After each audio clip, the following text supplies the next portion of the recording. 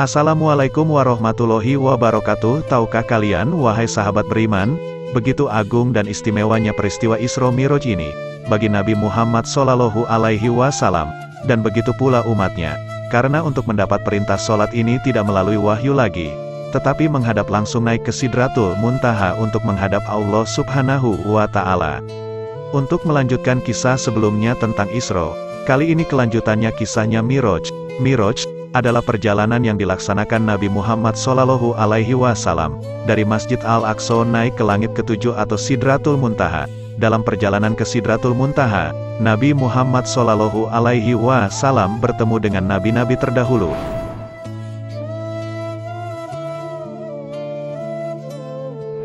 Sebelum kita mulai kisahnya, hayo bantu channel ini supaya makin berkembang dengan menekan tombol like, subscribe, dan klik lonceng supaya gak ketinggalan notifikasinya. Mari kita bangun channel ini sama-sama.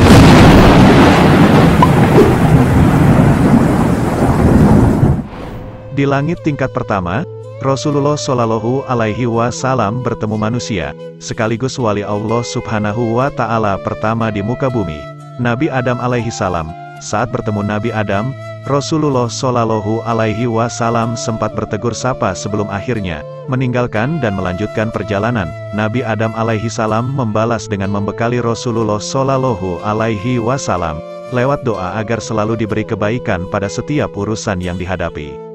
Kemudian di langit kedua, Nabi Muhammad Shallallahu Alaihi Wasallam bertemu Nabi Isa alaihi salam dan Nabi Yahya alaihi salam. Seperti halnya di langit pertama, Rasulullah Shallallahu Alaihi Wasallam disapa dengan ramah oleh kedua nabi pendahulunya itu. Sewaktu akan meninggalkan langit kedua, Nabi Isa alaihi salam dan Nabi Yahya alaihi salam juga mendoakan kebaikan kepada Rasulullah. Kemudian Nabi Muhammad Shallallahu Alaihi Wasallam bersama malaikat Jibril terbang lagi menuju langit ketiga. Lalu di langit ketiga, Rasulullah Shallallahu Alaihi Wasallam bertemu dengan Nabi Yusuf alaihi salam, manusia tertampan yang pernah diciptakan Allah Subhanahu wa Ta'ala di bumi. Dalam pertemuannya, Nabi Yusuf alaihi salam memberikan sebagian dari ketampanan wajahnya kepada Nabi Muhammad Shallallahu Alaihi Wasallam.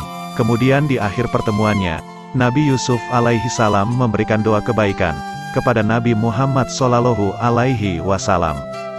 Setelah berpisah dengan Nabi Yusuf alaihi salam di langit ketiga, Rasulullah melanjutkan perjalanan dan sampai di langit keempat. Pada tingkatan ini, Rasulullah bertemu Nabi Idris alaihi salam. Nabi Idris merupakan manusia pertama yang mengenal tulisan, dan Nabi yang berdakwah kepada Bani Qabil dan Memphis di Mesir, untuk beriman kepada Allah Subhanahu wa Ta'ala. Seperti pertemuan dengan nabi-nabi sebelumnya, Nabi Idris alaihi salam memberikan doa kepada Nabi Muhammad Shallallahu Alaihi Wasallam, supaya diberi kebaikan pada setiap urusan yang dilakukannya. Selanjutnya di langit kelima, Nabi Muhammad Shallallahu Alaihi Wasallam bertemu Nabi Harun alaihi salam, yaitu Nabi yang mendampingi Nabi Musa alaihi salam berdakwah mengajak Raja Fir'aun, orang yang menyebut dirinya Tuhan, dan kaum Bani Israel untuk beriman kepada Allah Subhanahu wa Ta'ala. Harun dikenal sebagai Nabi yang memiliki kepandaian berbicara dan meyakinkan orang.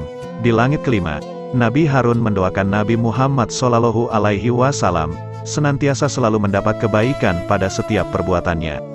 Pada langit keenam, Nabi Muhammad Shallallahu Alaihi Wasallam dan malaikat Jibril bertemu Nabi Musa alaihi salam, yaitu Nabi yang memiliki jasa besar dalam membebaskan Bani Israel dari perbudakan dan menuntun mereka menuju kebenaran ilahi.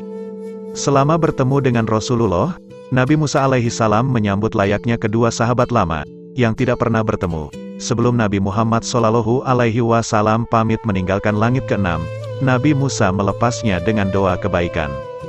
Perjalanan terakhir, Nabi Muhammad Shallallahu Alaihi Wasallam ke langit ketujuh, bertemu dengan sahabat Allah Subhanahu wa Ta'ala, bapaknya para nabi, yakni Ibrahim alaihi salam. Sewaktu bertemu, Nabi Ibrahim sedang menyandarkan punggungnya ke Baitul Makmur, yaitu suatu tempat yang disediakan Allah Subhanahu wa Ta'ala kepada para malaikatnya. Setiap harinya, tidak kurang dari 70.000 malaikat masuk. Kemudian, Nabi Ibrahim alaihi salam mengajak Nabi Muhammad Shallallahu Alaihi Wasallam pergi ke Sidratul Muntaha sebelum bertemu dengan Allah Subhanahu wa Ta'ala untuk menerima perintah wajib sholat. Sidratul Muntaha merupakan sebuah pohon yang menandai akhir dari batas langit ketujuh. Nabi Muhammad Shallallahu Alaihi Wasallam menceritakan bentuk fisik dari Sidratul Muntaha, yaitu berdaun lebar seperti telinga gajah, dan buahnya yang menyerupai tempayan besar. Namun, ciri fisik Sidratul Muntaha berubah ketika Allah Subhanahu wa Ta'ala datang. Bahkan Nabi Muhammad Shallallahu Alaihi Wasallam sendiri tidak bisa berkata-kata menggambarkan keindahan pohon Sidratul Muntaha. Pada kepercayaan agama lain, Sidratul Muntaha juga diartikan sebagai pohon kehidupan. Di Sidratul Muntaha inilah Nabi Muhammad Shallallahu Alaihi Wasallam berdialog dengan Allah Subhanahu wa Ta'ala untuk menerima perintah wajib sholat 5 waktu dalam sehari. Di hadapan Allah Subhanahu wa Ta'ala, Rasulullah mendapat perintah sholat dengan mewajibkan sholat 50 waktu kepadanya dan umatnya. Setelah menerima perintah tersebut, Rasulullah kembali ke bawah dan bertemu dengan Nabi Musa alaihi salam. Nabi Musa menyarankan kepada Nabi Muhammad Shallallahu Alaihi Wasallam untuk meminta keringanan kepada Allah Subhanahu wa Ta'ala. Setelah 3 kali menghadap Allah Subhanahu wa Ta'ala, Nabi Muhammad Shallallahu Alaihi Wasallam akhirnya diberi keringanan oleh Allah Subhanahu wa Ta'ala untuk melaksanakan sholat 5 waktu.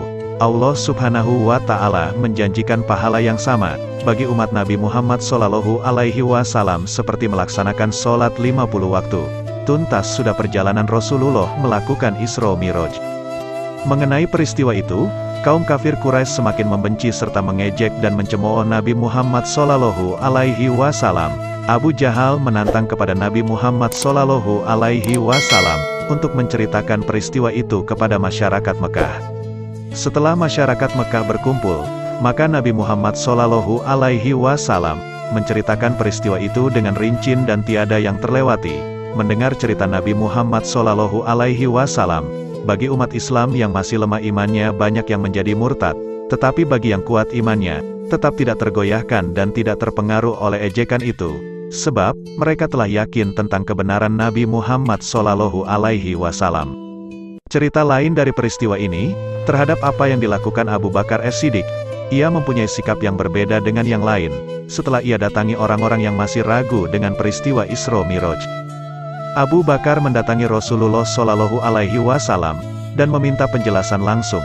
Setelah mendengar sendiri dari Rasulullah Shallallahu Alaihi Wasallam, Abu Bakar As-Siddiq langsung menerimanya. Oleh sebab itu Nabi Muhammad Shallallahu Alaihi Wasallam memanggilnya dengan sebutan As-Siddiq. Demikianlah peristiwa Isra Miraj Nabi Muhammad Shallallahu Alaihi Wasallam.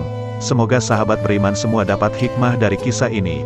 Mohon maaf bila ada kata-kata yang kurang berkenan, karena kami hanyalah sebatas manusia biasa. Salam sahabat beriman.